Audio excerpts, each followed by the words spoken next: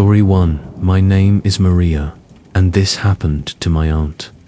It took place in 2011 in Damascus, Syria, during the war's early years. Peaceful protests against the Assad regime quickly turned into brutal conflict. Demonstrations demanding change were met with violence. The government responded with overwhelming force, detaining and disappearing men and boys from their homes. Fear settled over entire neighborhoods, and my aunt, her husband, and their children lived through this terror firsthand. Every night at exactly midnight, protests erupted beneath my aunt's building. Nearly all men in the neighborhood gathered in the streets, chanting, "We want freedom," their cries echoing against concrete walls. The government was always listening, always watching, not out of concern for citizens' words, but to keep them in check. Armed soldiers patrolled the streets, ordered to silence any resistance. One by one, the men of my aunt's neighborhood were gunned down, their bodies left in the streets as warnings. Those not killed were taken husbands, brothers, and sons, dragged from their homes, never seen again. Families hid the lucky ones. Some escaped while others were discovered and taken to prisons they'd never leave. From the top floor of her apartment, my aunt could smell the sharp metallic scent of blood contaminating the air every night. Gunfire returned, rattling the walls, making her flinch. She lived in constant fear, dreading bullets piercing her home, or soldiers coming for her husband. One evening, while listening to distant chants by the window, my aunt noticed movement outside. A group of soldiers had gathered, rifles slung, scanning balconies. One looked up, their eyes met. He just stared, then raised his rifle and fired without hesitation. Glass shattered around my aunt as she threw herself backward, shielding her face. Deafening gunfire reverberated through the apartment. Her children screamed as she scrambled to get them away from the windows. Bullets tore through walls, sending dust and debris into the air. Then, sudden silence. A moment later came relentless. Pounding against the door, "Open the door," a voice barked. My aunt and her visiting grandmother exchanged a silent glance. Nobody moved. The knocking grew louder, more forceful. Opening the door could mean an unspeakable fate. Time passed unbearably. Finally, footsteps faded, but the night's horrors weren't over. An hour later, heavy boots returned, many more this time.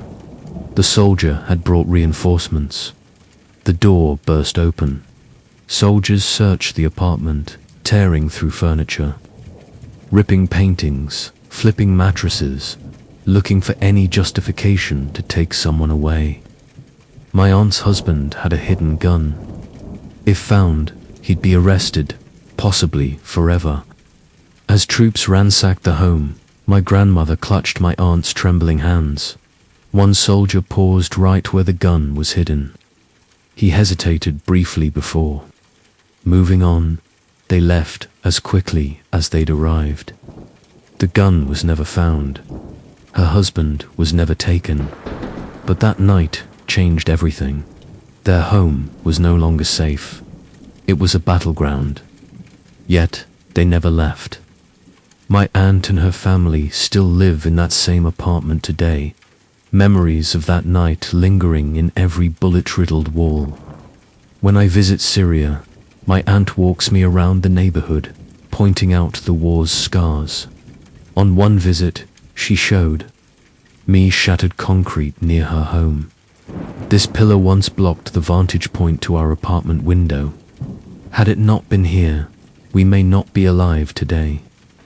Story 2. When I was 15, about to turn 16. I lived in a small North Carolina town and hung out at the local bowling center with my best friend Haley. My dad was in a league that night, and Haley came by to work on a class project. It was Wednesday, the biggest league night, making it crowded. No empty tables were at the lanes, so Haley and I went into the back lounge and grabbed one. Once seated, I noticed a guy at the bar watching TV and drinking a beer. I didn't recognize him, which was owed regulars. Didn't typically hang out back here on league nights, and out-of-towners usually didn't know about this hidden lounge. I figured he'd just opened the doors and decided to watch TV. Haley and I worked for a few minutes before the stranger turned in his chair to look at us. He looked fairly young, maybe mid-20s. He smiled, greeted us, and we made small talk. Then he asked our ages. Haley, the social butterfly, answered that she was 16 and I was 15. "Oh, so do you guys drive yet?" "I do. She doesn't because she's still a baby." Haley teased. "I only had my learner's permit." They talked about vehicles, discovering they both drove trucks. Then it got strange. "My truck's in the parking lot if you want to check it out. Brand new. I'll even take you for a ride." Alarms went off in my head. This grown adult knew we were jailbait, but that didn't deter him. Hey, my dad told me to check in by 9 o'clock. Can you come with me?" I lied to Haley, glancing at my watch. My dad trusted me, but I knew we had to escape and show we weren't unsupervised. He must have sensed my discomfort because he apologized. "Oh, I know that sounded weird. Sorry if I gave the wrong idea." But his next words made it creepier. "I mean, it's not like you'd get in my truck. I'd lock the doors, and you'd wake up 8 hours later in Fayetteville." Silence fell in the lounge. He hadn't said it jokingly. He stared at us, not breaking eye contact as he took another swig.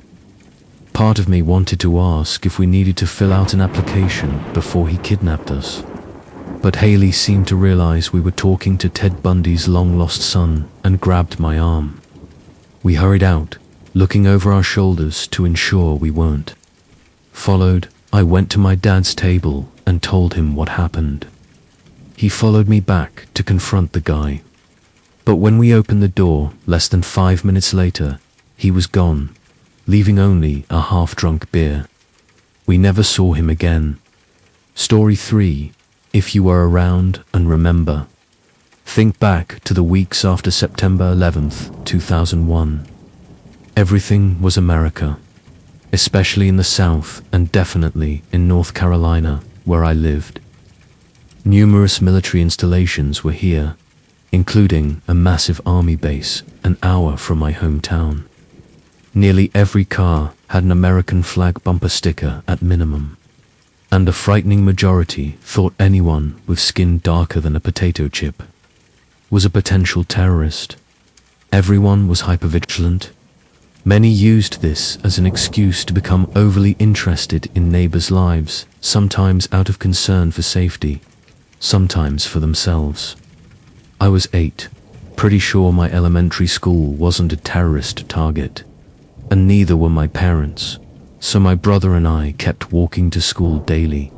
This wasn't a problem. We walked in all but awful weather for most of grade school. My neighborhood even had paved walking trails, one leading directly to school. I can't recall if recent rain flooded the creek beside the trail, or bugs emerged in force. But that week, my brother and I decided to walk along the road instead. This went fine until, walking home one day, a black SUV with tinted windows and a giant American flag blocking the back window slowed to a crawl and abruptly stopped in front of us, rolling down the driver's side window. The driver was a blonde, middle-aged woman wearing large sunglasses, obscuring her face. "Hey, it's not safe for you to walk out here," she called. My brother responded, "It's fine. We always walk home. We don't live far." She rolled her window up, drove a few feet ahead, screeched to a halt, then rapidly reversed back to us, rolling her window down again. "You little bastards. You spit on my car." Get in right now so I can drive you home to apologize to your parents. We shook our heads. I called back. We didn't spit on your car. Look at the side. Get in my car right now. Without another word, we ran into a nearby forest, my heart pounding. I didn't look back, but heard the SUV door open and close. We weaved through streets and woods, taking different pathways before circling home. We shrugged it off as weird. Maybe 15 years later, telling this to a friend, their eyes widened. You know she was trying to kidnap you, right? Back then, I wasn't aware of human trafficking. If we'd gotten into that SUV, we'd never have been seen again. Story 4. Between 8th and 10th grade, I was deeply involved in a small Minecraft building server. Players averaged 15 to 17 years old. We Skyped daily for hours and grew close, following each other on social media. I became particularly close with one member, Peter, in my grade. Rumors said he had a crush on me, which he denied. I found it laughable since we only knew each other online and attended different schools, so I brushed it off. Things were okay for a while, but eventually, something felt off. I caught him in small lies during conversations, which bothered me. Deciding to distance myself, I stopped talking to him.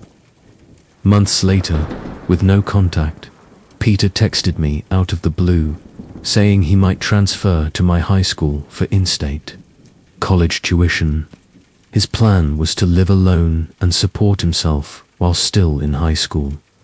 My stomach dropped. This felt very wrong and out of nowhere. Staying calm, I told him his plan was insane and pointed out the odd convenience of choosing my school. He insisted it was a coincidence and that his plan would work. I hoped he was bluffing, but shortly after, he claimed he'd bought plane tickets to visit my high school and stay in my town. Fear washed over me. Peter was serious and unhealthily attached. To my horror, he posted a Snapchat photo from the airport. He asked to meet up while in town. I refused. Later, his Snapchat showed him touring my high school, taking videos and pictures, likely hoping I'd see them. Fortunately, I was home with pneumonia that day and didn't face him. Over the next few days, I was terrified he'd show up at my door.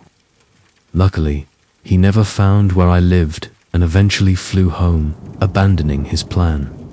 Shockingly, our online group never thought his behavior creepy. I felt crazy for finding it disturbing. I hoped my rejection and silence ended things, but 2 years later, after committing to my dream college, Peter reappeared. I'd foolishly kept following him on social media to monitor if he was near me. Then I saw it, a photo of him posing in front of my college's library, captioned, "Transferring." Here is definitely the move. I don't know if he ever did. I never ran into him on campus. Months later, he found out I had a boyfriend and contacted me on Skype for the first time in 2 years. Do you think he's going to protect you? Out of fear, I blocked and unfollowed him everywhere. I admit I made mistakes, scared, surrounded by people saying it wasn't a big deal. He hasn't contacted me since, but that doesn't mean he isn't watching Story 5 over the weekend. I checked my Skype account for the first time in months. I had a contact request from the username Young Love Money. Story 4. Between 8th and 10th grade, I was deeply involved in a small Minecraft building server. Players averaged 15 to 17 years old. We Skyped daily for hours and grew close, following each other on social media. I became particularly close with one member, Peter, in my grade. Rumors said he had a crush on me, which he denied. I found it laughable since we only knew each other online and attended different schools, so I brushed it off. Things were okay for a while, but eventually, something felt off. I caught him in small lies during conversations, which bothered me. Deciding to distance myself, I stopped talking to him. Months later, with no contact, Peter texted me out of the blue, saying he might transfer to my high school for in-state college tuition. His plan was to live alone and support himself while still in high school. My stomach dropped. This felt very wrong and out of nowhere. Staying calm, I told him his plan was insane and pointed out the odd convenience of choosing my school. He insisted it was a coincidence and that his plan would work. I hoped he was bluffing, but shortly after, he claimed he'd bought plane tickets to visit my high school and stay in my town. Fear washed over me. Peter was serious and unhealthily attached. To my horror, he posted a Snapchat photo from the airport. He asked to meet up while in town. I refused.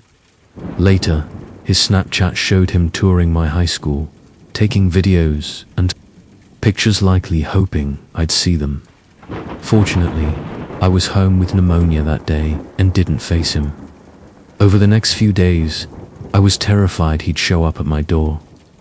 Luckily, he never found where I lived and eventually flew home, abandoning his plan. Shockingly, our online group never thought his behavior creepy. I felt crazy for finding it disturbing.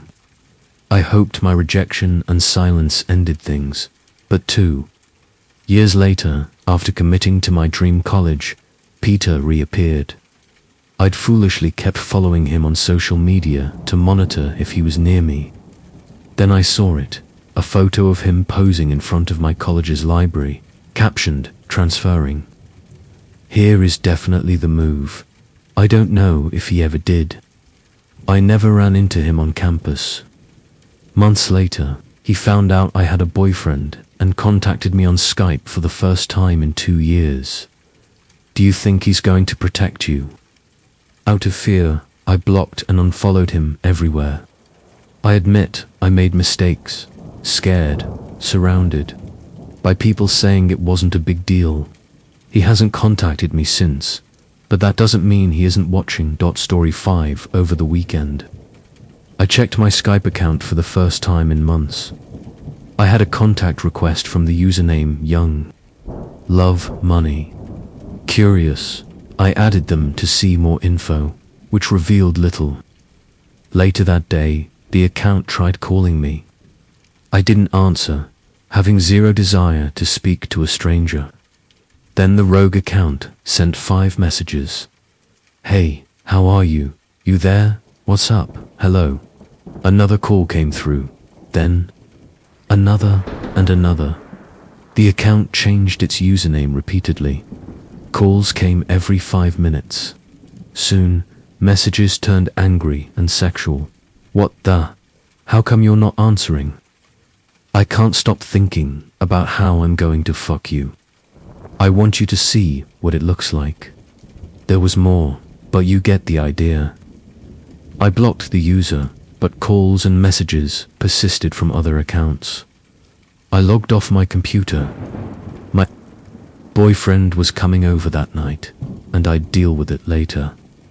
At my father's house later, watching football with family my parents had split. He now lived with my brother, his current wife, and her son. I started receiving nasty texts. On the drive over, I'd told my boyfriend about the Skype harassment. He suggested I call a number to see who answered. I did, and my stepbrother's Skype started ringing. The mobile app has a distinct tone. I knew instantly he was the culprit. Story 6. This is about learning things the hard way. Roll your eyes at my bad decisions. You'd be right, but I'd argue good decisions come from bad experiences. I'm female. I once had a friend I thought of as a brother, someone to trust, with secrets. I met him, Joshua, at a school sports day in my 4th year of secondary school. It was the last day before holidays. We hung out with others, laughing. Afterward, we exchanged Facebook info. He messaged midway through the break, just saying hi. I was a loner back then, without a real friend since primary school, so I was flattered. We talked regularly. Around this time, I was moving. He mentioned living 10 to 15 minutes away, meaning we could hang out. I was excited. I'd never had a friend over. A year later, we were best friends. We discovered mutual interests, walked around town, went to movies, swam, shared secrets. But things took a turn. He wanted more. I didn't have those feelings. I had a boyfriend, Charlie, and Josh knew. He insisted Charlie didn't treat me right, that I wasn't meant for him, or was talking behind my back. When I asked for proof, he went silent. Hindsight is 20/20. Looking back, I'm embarrassed. I admit I friend-zoned Josh hard, causing problems, but at the time, I found him annoying. He kept trying to join Skype calls I had with Charlie Rea due to his job and my studies. We usually declined. He'd get upset. If you were really my friend, you'd let me join. Apologizing 30 minutes later for being childish. All my online friends, including Josh, knew I was a big-time gamer. I started playing a new game and didn't tell Josh. I didn't want him following me in cyberspace. He'd done this twice before, nagging to play together. I found a great guild raiding twice weekly. Things were great. A week later, Josh found out through a mutual friend, signed up, and joined my guild. I knew it was him, same username. He trash-talked me behind my back, harassed female members, and annoyed everyone. He thought everything he said was hilarious. Every other sentence was a bad reference. He disrupted raids by joining voice channels, blasting loud music. He was booted frankly. He deserved it after bad-mouthing me. Enough was enough. I called him on Skype and ended our friendship. He didn't take it well, cursed me out, threatened to leak my secrets to friends, and said he'd ruin my life. I hung up, blocked him, and thanked God he was gone. Or so I thought. I'd forgotten he knew where I lived. I'd avoided him for a month, prioritizing my guild and not wanting to deal with him. 3 weeks after cutting him off, I noticed something disturbing. I'm a diagnosed insomniac. Sometimes I gaze at street lamps. That's when I saw Josh standing under the lamp closest to my house. My room has a balcony outside the window. It's easy to climb with ledges and pipes I've snuck down before. I usually kept the window open because my room was warm, no fan, broken AC. But that freezing week, it was closed. 15 minutes later, I saw him approaching my house. Starting to climb. I was grateful the window was closed. Slipping through would have been easy. I turned off my monitor and sat in the dark, shaking, teeth chattering, staying quiet. I couldn't leave. Floorboards would creak, giving me away. He could hear me from the balcony. I couldn't scream. My mum was out drinking. My younger sister was at grandparents'. I was alone, watching in terror as he approached the window. He tried opening it, but it wouldn't budge from outside. He sat there, staring into my bedroom. It became a waiting game. Minutes felt like hours. I had an awful feeling that any noise would make him smash through. Around 5 a.m., my mum's car pulled in. Relief washed over me. She saw Josh and yelled at him. I heard him scrambling down. She initially thought I'd invited him, but when I explained, she hugged me, glad I was okay. We called police, but they couldn't do anything. No assault. It's been a year and a half. I haven't seen or heard from Joshua since. He vanished, maybe for the best. Wherever you are, Joshua, I hope you got help and moved on. You came extremely close to a dark path. Story 7. This took place 2 summers ago in Dallas. I'm aware of human trafficking here. A co-worker was pulled into an FBI safe house after ratting out her trafficking family. But I never thought they'd snatch people randomly off the street. Stories I'd heard involved drugs or coercion. One day, I cycled to a smoke shop out of my way, not in a great neighborhood, but confident in daylight. I ride all over the city and know the store. I was 24 with short pink hair, but considered myself intimidating for kidnapping, overdue for a reality check. I sometimes forget that despite my military background, I'm still a short Caucasian female. I pulled up to a crosswalk, waiting for green, when 2 Hispanic males catcalled me from a white van, no markings, stereotypical free candy van. Their calls were off, not typical locker room stuff.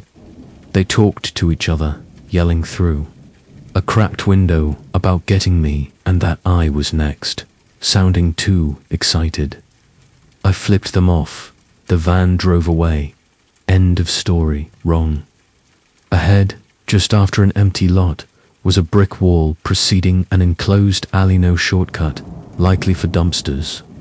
Suddenly, the van sped up, pulling in front, blocking me. They tried, forcing me into the dead-end alley. This happened in 7 seconds. I didn't panic. Fear didn't register. Someone calmer took over. I remember quickly turning and crossing the street without thinking. Pedaling up the other side, I realized this was the van from before, now with a small, generic window repair magnet, too small, no contact info. I rubbernecked. No one was in the front, but movement was behind. Seatsmen were in the back, by rear doors. They'd planned to drag me off my bike in daylight into the van. Once I passed, they scrambled into the front seat, peeling out hard, burning rubber. I got to the store safely, but hate myself for not taking the plate knot. That it would have helped. They likely switched it. One knew I'd almost been abducted, but telling someone from Mexico made me consider trafficking. They said it sounded familiar, happens all the time. As mentioned, I knew a bit before, but never thought they snatched people in daylight off streets. I have no family, not close with roommates. I'd have been across the border or dead before anyone knew I was gone. Story 8. In 2010, I drove from New Orleans, Louisiana, to Eugene, Oregon, just me, a 24-year-old female, and my 2-year-old pit bull in a 14 FT U-Haul crammed with everything I owned. I had a flip phone and MapQuest printouts. Smartphones were emerging, but I didn't have one. Cell service was spotty. Long desert stretches had zero coverage for hundreds of miles. Driving on a lonely Texas highway stretch, I realized I hadn't seen a town or exit for ages, and my giant U-Haul was low on gas. Freaking out, I saw a small town ahead. Worried, I didn't pay attention to its name, but it had only 6 streets. I gassed up, ready to get back on the road, but couldn't find the highway. I circled town 4 times, frustrated. How could I not escape such a small place? I saw the highway, but couldn't reach it. I returned to the gas station for directions. Paying at the pump earlier, I hadn't gone in. Inside, a skinny, unremarkable guy with black hair hanging over his eyes, needing a shower, was rude, not creepy, looking down at a magazine. He gave directions to a road 17 miles back to the highway. I was dumbfounded, pointing out I hadn't driven that far into town. Why so far back? You could literally see it. He gave an explanation about the road curving that didn't make sense. Casual, like I was an annoyance, waving toward the door. Back in the parking lot, my body trembled violently. My heart raced. Putting the key in the ignition, I burst into tears. I had a terrible feeling despite his nonchalance. The attendant had bad intentions. I didn't know what, but I knew I wouldn't follow his directions. This was the only store. Knocking on doors wasn't an option. I decided I didn't care if this town dropped from the Twilight Zone. I'd drive around until I found my way out, even all night. Then a big red beater pickup, more rust than metal, pulled up, producing the quintessential Texas man, huge, husky, flannel, work boots. Without thinking, I jumped out and approached him wearily. Looking into his eyes, I saw kindness or hoped. So, I asked for directions back to the highway, admitting it was silly, but I couldn't find it, visibly upset. He looked concerned, made me laugh, and cheerfully gave directions for a hairpin curve turnoff at a small concrete tunnel I'd passed several times. It often confuses travelers. Hard to see in the dark, he said, adding he needed to put up signs. With a sinking feeling, I asked, "How far back?" "Miles, miss. I'd say a quarter mile at most. You can see it from here." I had to know. What if I drove the route the storeman gave? The Texan looked intently, asking how I knew that tit was far out. Usually locals only. I told him. He was quiet, then asked the attendant's description and if I had a state map. I described the clerk. I only had unhelpful MapQuest. He went to his truck, grabbed a raggedy local map, spread it, and traced the route described. The directions led away from town, away from the interstate, seemingly to nowhere. The Texan said the road dead-ended in the desert after 17 miles. What's out there? Nothing. Junked cars, trailers, mobile homes owned by the same family. Locals called them troublemakers, metheads, alcoholics, the nice things. The clerk was part of this family, living down that road. I'll never forget the Texan's eyes as he said this. He told me I was smart to trust instincts and to be careful traveling. I don't know if the clerk wanted to see what was in my U-Haul, but thankfully I didn't find out. I learned guardian angels can look like ruddy-haired Texans with scruffy faces driving rusty pickups. Big thanks to that random Texan. You saved my ass. I'm sorry I never asked your name, but you'll always be Texas to me. Story 9. My grandparents owned property way out in East Texas boonies. I grew up going there for family get-togethers. Since it was only 45 minutes away, I'd go with friends to camp or party. It was February 2014. I'd be writing a press release all weekend. Why not spend time outdoors instead of cooped up? I'd never stayed alone, but was keen on the idea. I called my grandfather asking to use the place. He said yes, but hesitated about me going solo.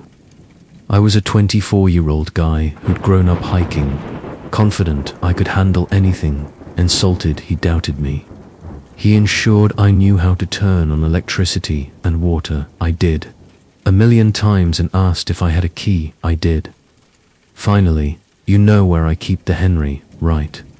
My granddad, a cowboy, kept a .30230. Henry repeated there for whitetail, but you never know. Yeah, I know. Admittedly, nervous to my knowledge, only he'd stayed alone, and he'd never talked about guns.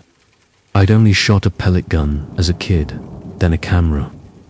The drive was nice after leaving Houston.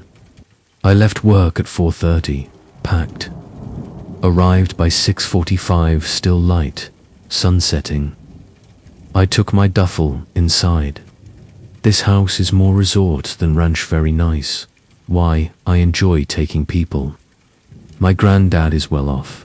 He had it built, retired. It has 12 bedrooms. I chose the upstairs master. Unpacked, sat on the bed, opened my laptop to work, then closed it. I'd work tomorrow. I just wanted a walk.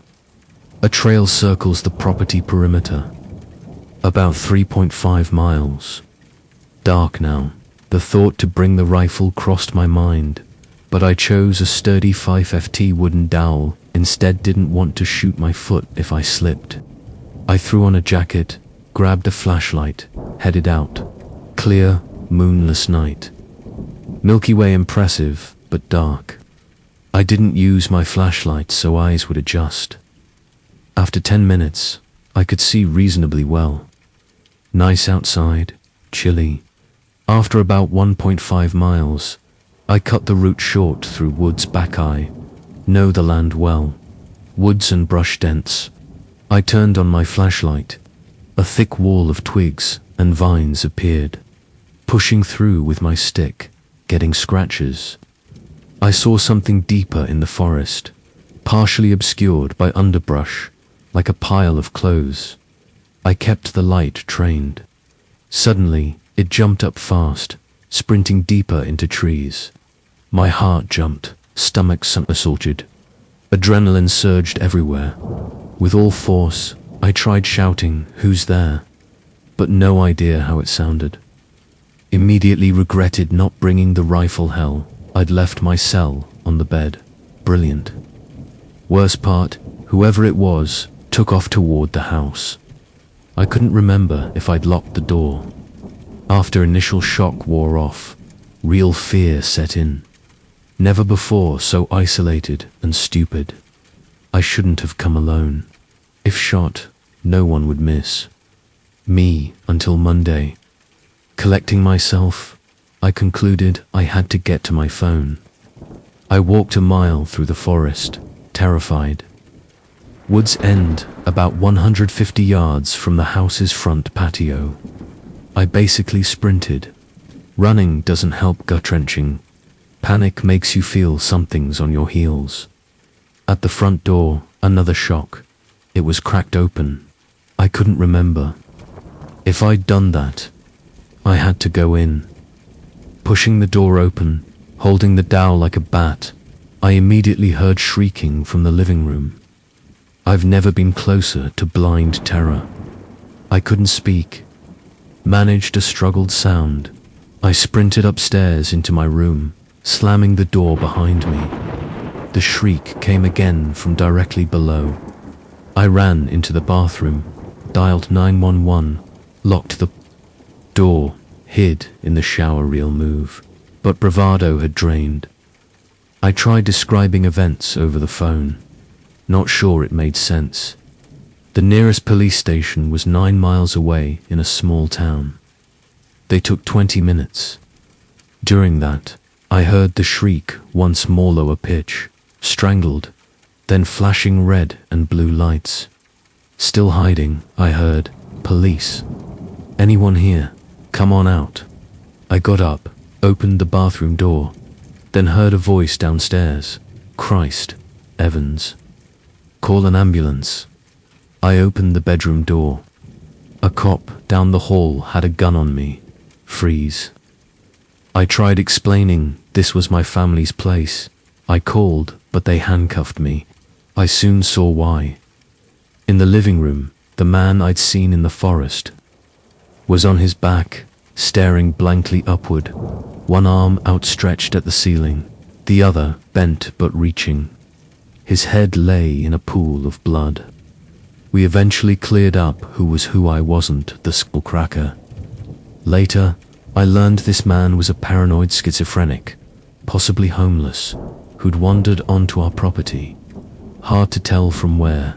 We still don't know how he was bleeding. Blunt, forced trauma, maybe a fall. I'm pretty sure if it had been my granddad instead of me, he'd have been shot.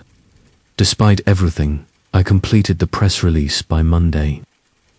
Story 10. This happened to me in August 2008.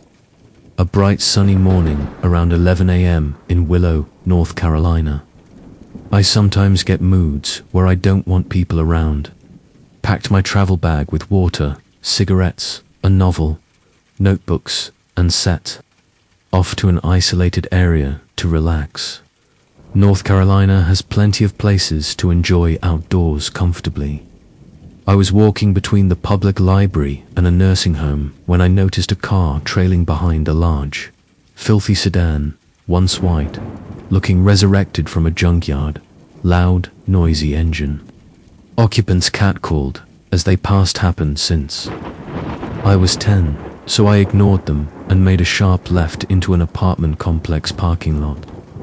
From previous explorations, I knew it ended in a drop-off to a wooded gully with a creek lined with flat rocks, fantastic for cooling off in summer. In retrospect, also ideal for disposing of a body. But that didn't occur until later. I was annoyed and nervous, realizing the car followed me. Noisy engines idling behind, crawl under my skin, someone watching. After pulling ahead, the car slowed, creeping forward while men called out. I'd never dealt with this harassment level beyond usual nonsense. That's why I turned into the lot earlier than normal, wanted off the road. When the driver saw I'd dropped from sight, he slowed until stopped. Then I heard the car reverse. They backed up to pursue me. This terrified me. I've had nightmares about being chased, literally a bad dream come true. While I've had aggressive experiences, being chased in a car was a first.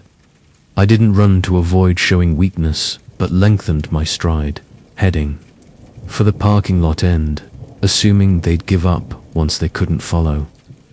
I heard them 20 feet behind as I descended into the gully, nearly breaking my neck, hurrying. Reaching flat rocks, I sighed, thinking that's the last, until I heard the car pull to the edge where I'd climbed over. I didn't run immediately too. Angry, stubborn, wanting to believe, misunderstanding. It seemed incredible anyone would stalk me at 11 a.m. Sunday in a boring town part. I stood listening, looking up at the sedan. Tense, I didn't expect escalation. Engine rattling. Maybe one needed something from a friend. I'd hear them drive away. Then the car door opened. Voices of at least 2 men I couldn't make out much, but heard the word bitch a lot. I don't think they could see me clearly, but I wasn't sticking around. The gully was heavily wooded, dial for shade and hiding from dirty rednecks in big cars who don't give up.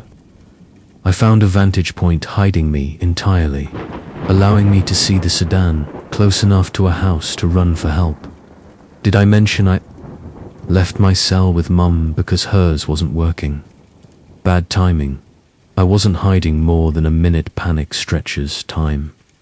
The moment the car pulled away, I realized if they circled the block, they could spot me from the road.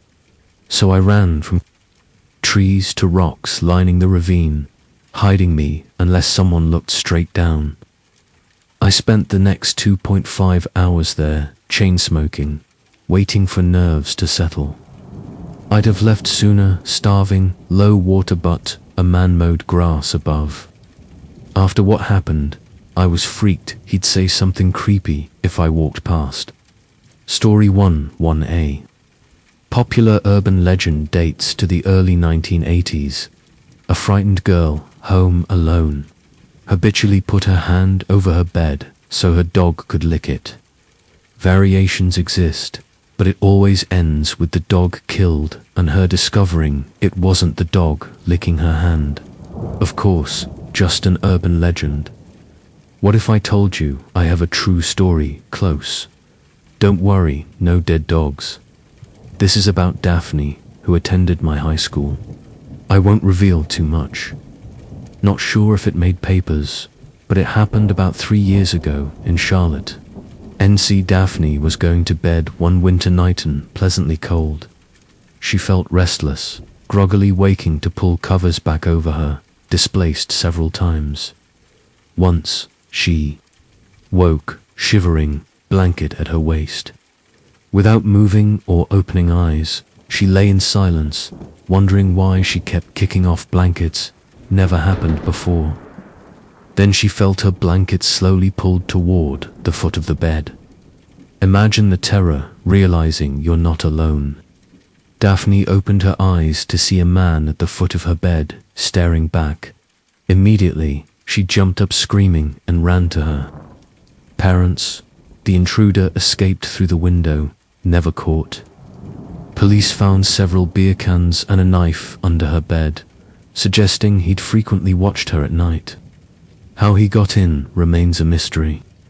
Nobody knows if he planned something horrible or just liked watching her sleep. Story 12. I'm a 5'2" young, blonde female from a Chicago suburb, used to harassment and creepy encounters. I've had weird guys say things and feel in danger, but this haunts me. I attend University of Illinois, walking to all classes, good exercise. Furthest is 20 minutes from dorm. I take the same route to my 11 a.m. lecture Fridays. About 2 weeks ago, walking with one earbud in, I noticed a beat-up pickup driving alongside. Not alarming, alone, lots of campus construction. The truck had a generic masonry company symbol. Unnerving. It slowed to match my pace. I thought the driver wanted to pull into a parking lot entrance ahead, so I stayed back. He suddenly stopped too. I looked. He was obviously trying not to stare.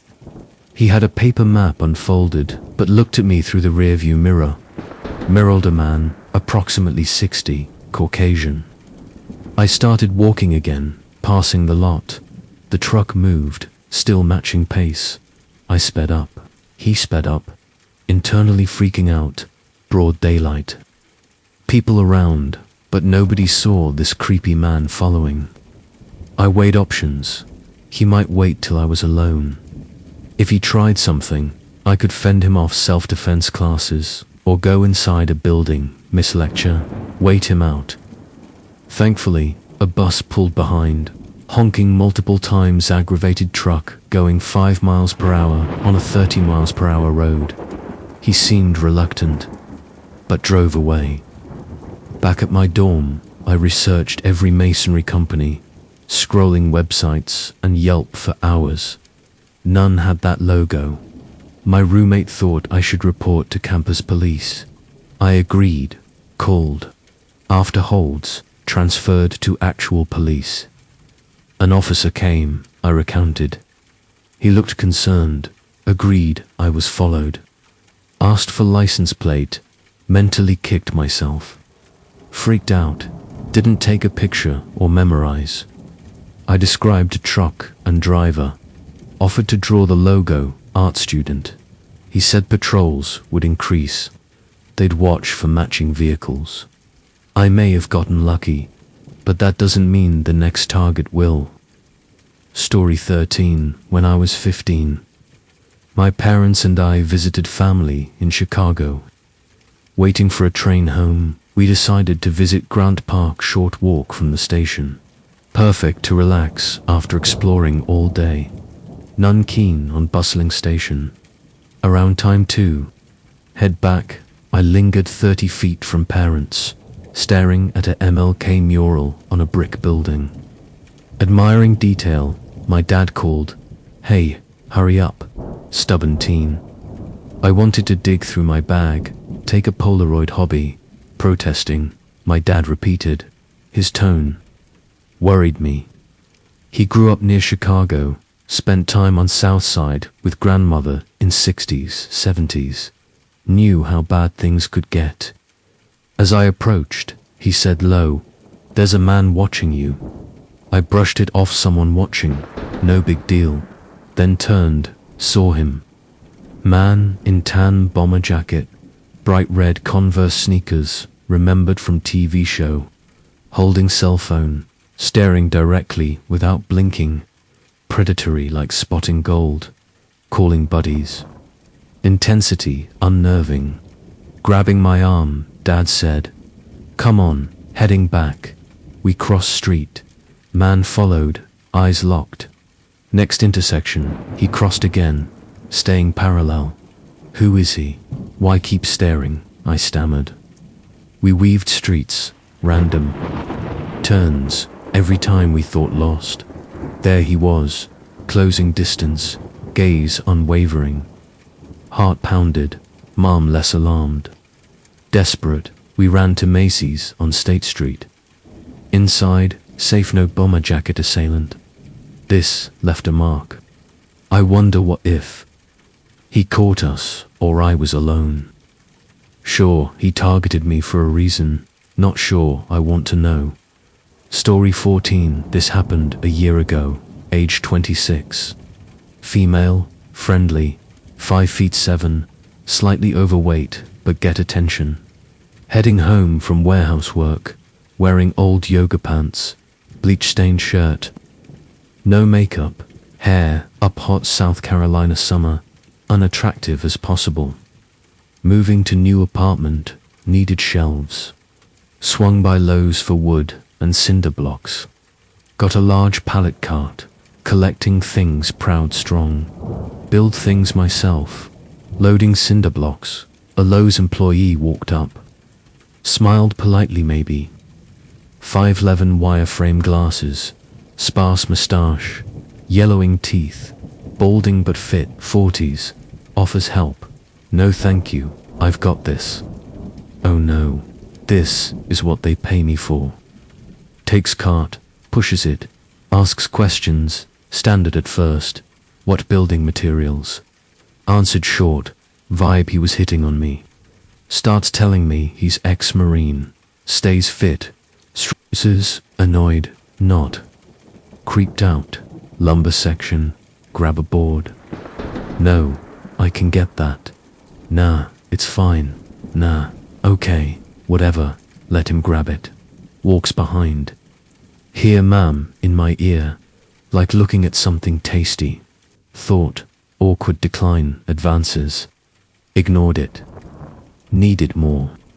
He insisted getting them, every time walking behind, ma'am in ear. Rest, just want out. Going to check out. Reminds me of other stuff, help. No, going home now.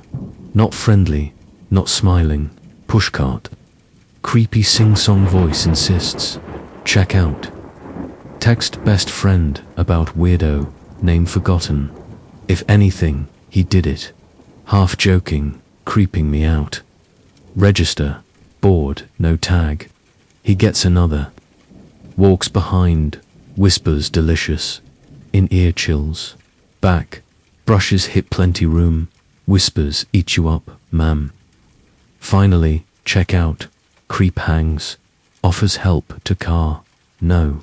Well, need to take cart back. Easier. Not letting him follow to car in. Huge lot. Persists. Say I'll bring car front. Relents. Walks inside. Thank God. Pull around front. He emerges. Let me load. Had bored. Grabs with terrible smile. Oh no, Gabrielle. I got this. Can get it in there like swimwear. ma'am. How? Did he know my name? Looks like prey. Freaked, unsafe despite people. Finishes loading. Ignore, no thank. Scoots, opens car door, toothy grin. Ignore, pass next to him. Ear, ma'am delicious, disgusted look. Doesn't deter. Licks lips, winks. In car, lock doors. Drive.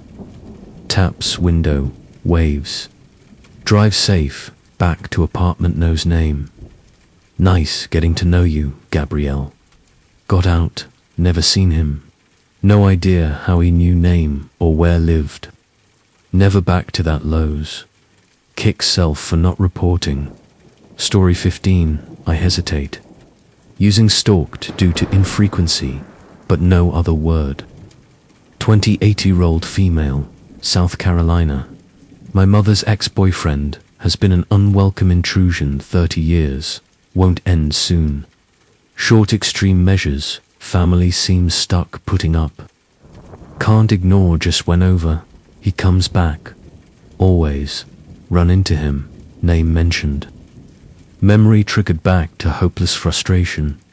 Can't recount every step. Too long, relay major events. Start, mum met Rick in high school. Dated for years, senior year. Son of local politician, good-looking, athletic. Initially nothing off, but slowly change told her what to wear, who to talk to, couldn't smoke, needed new car, couldn't be seen in truck, move out, marry ASAP, pushed hard for sex. She didn't, gut feeling, mostly ignored, controls, no nonsense. Guess felt couldn't do better, thought could change him. Worse, verbally abusive, put down, broke up, found sleeping with her friend, others. After, constantly tried back. Called work home, drove by work, followed, friends tell where, messages. Mum stop grocery, plead lower class trash, son devastated. Met my dad. Rick backed off, big guy, rough family reputation. Changed when parents. Married, calls, heavy breathing, disguised voice, rude questions about marriage, intimacy. Hung up quick. No stalker laws, SC then. No physical assault, police couldn't, wouldn't, small town 5,000, sheriff friend, Rick's father. Legal avenue closed. Grandmother's tired, cornered, Rick's mum. Stop behavior or newspapers find illegal activities. Calls stopped, sister. And I born, hell broke loose. Rumors, Rick, our father, mum, affair. Pictures, mum, us, mailbox. Letters, how we looked like Rick. How attractive we'd be grown up. Mum showed letter, dad furious. Drove to dive bar. Rick friends hung. Rick not, 3. But his dad demanded where Rick refused. Turned. Men gang up dad, handed asses, broken noses, lost teeth. Told them, Rick found if else. Years, quiet. Close-knit family. 15/16, started again. Rick failed businesses, married twice, kids, manager, local grocery. Driving age, mom sent sister me. Store while worked. Enjoyed loud music, talk. Mom not here. First time in, Rick recognize, small town, easy. Sister looks like dad, I like mum. He followed whole store, stopped every aisle. No mum's birthday, like same things. Get along dad, told pretty, resembled mom. Brushed off used, recognized town, but compliments, looks figures, uncomfortable. Rushed home, didn't tell parents overprotective, stir trouble. Stupid became weekly ritual year. Groceries, Rick, their following. Cashiers looked funny. No one said afraid reprimand. Afraid him, tears outside. Told parents, furious not us, happened. Stopped, store, shopped Walmart next town. Grandfather met owner, Rick fired, quiet years. Occasionally see town, avoid. Sometimes sneak, talk southern hospitality, can't. Ignore. Compliments bizarre, unwelcome. Thanks, leave quick. Time, college, far away. Facebook popular. Their friend requests, messages how mum, school. Blocked, found email addresses, ask right people. Bombarded emails, same questions, look forward seeing home. Worst, email me, tell mum, leave dad, heed. Divorce, wife, abandon kids, marry her, be father deserved. Blocked, called sister block. Mom, no email. Heavy breathing, calls back. Cell phones. Not give numbers except family. Trusted not give him. Most recent event, moved hometown grad school. Newly married, quiet. Rick furthest mind, husband I. Walmart last minute Christmas gifts. Split, coming bathroom, phone call husband, find supermarket. Tap shoulder, distracted, turned, almost dropped phone face son bitch Rick. Grinned, well hello, been long time. Ashamed, stared, startled, freaked, wordless. Leaned, same smile, looked just like Mom. If Dad looked more like me. Frozen. Grinned, seconds felt long. Turned heel, walked calm. Phone ear, called husband. Everything not burst tears, store. Husband knew stories, ready beat crap Rick. Ushered car, just go home. Told parents, angry. No matter time, Rick hanging boogeyman. Not over, never over. Feels good, get out.